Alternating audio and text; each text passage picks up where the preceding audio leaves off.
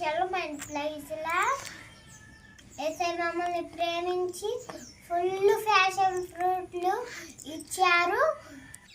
అందును బట్టి ఏసైకి థ్యాంక్ యూ.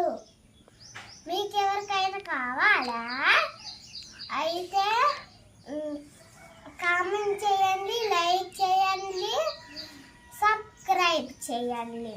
మీకు thank you. Bye bye Yesayya. Bye. Bye. Fruits చూపించు.